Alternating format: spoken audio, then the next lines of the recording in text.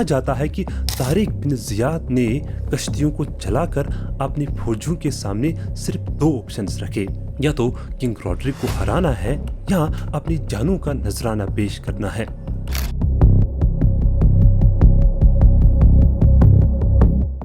مسلم Spain کے اس series میں آپ کا خیر مقدم کرتے ہیں۔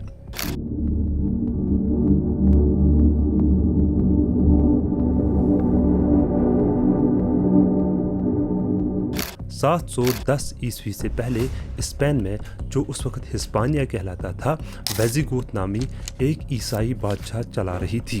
حالات بہت خراب تھے، حکمران بہت کمزور تھے اور وہ آپس میں لڑتے رہتے تھے۔ 710 عیسوی میں ایک جنگ ہوتی ہے۔ جولیان نامی ایک امیر شخص جو کہ شمال افریقہ کے ویزیگوت حکومت کے بادشاہ تھے کو کنگ روڈرک کے ساتھ شدید اختلافات ہونے لگے، شاید اس لیے کیونکہ کنگ روڈرک نے ان کی بیٹی کے ساتھ بہت ہی ناروا سلوک کیا تھا، اور اس وجہ سے ان کے بیچ کولڈ وار سٹارٹ ہو گئی۔ اس کے بعد وہ دونوں آپس میں بڑھ گئے۔ مذہبی حالات بھی ٹھیک نہیں تھے۔ ایڈمنسٹریشن عیسائی کیتھولک چلا رہے تھے۔ وہ لوگ یہودیوں کو اپنے مذہب میں زبردستی داخل کرانے کی کوشش کرتے تھے۔ اس سے یہودی ناراض ہو گئے اور وہ لوگ عیسائیوں کے خلاف بغاوت کرنے لگے۔ اس طریقے سے یہودی اور دیگر مذاہب کے لوگ عیسائیوں کو نفرت سے دیکھنے لگے، یا یوں کہا جا سکتا ہے کہ اس ایڈمنسٹریشن کو نفرت سے دیکھنے لگے۔ اس طریقے سے کہا جا سکتا ہے کہ اسپین مذہبی، سیاسی اور سماجی طور پر تقسیم ہو چکا تھا۔ آج بھی اگر ان 3 چیزوں کی بنیادوں پر کوئی ملک تقسیم ہو جائے تو یہ سمجھنا چاہیے کہ بیرونی خطرات کا امکان بہت زیادہ رہتا ہے۔ لیکن سوال ایک پیدا ہوتا ہے کہ مسلمان اسپین میں داخل کیوں ہو گئے؟ اس وقت اسلامی دنیا میں اموی خلافت کی حکومت قائم تھی۔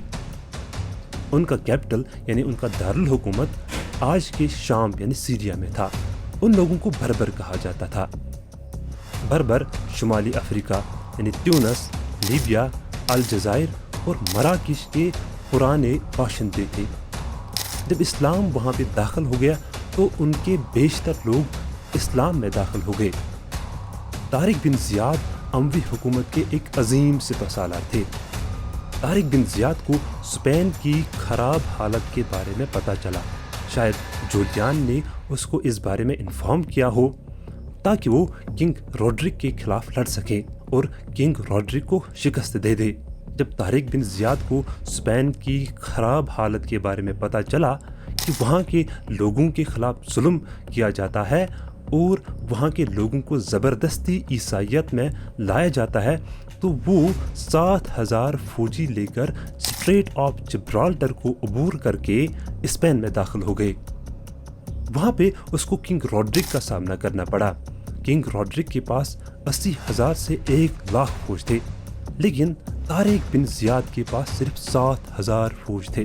کہا جاتا ہے کہ طارق بن زیاد نے کشتیوں کو چلا کر اپنی فوجوں کے سامنے صرف 2 آپشنز رکھے، یا تو کنگ روڈرک کو ہرانا ہے یا اپنی جانوں کا نذرانہ پیش کرنا ہے۔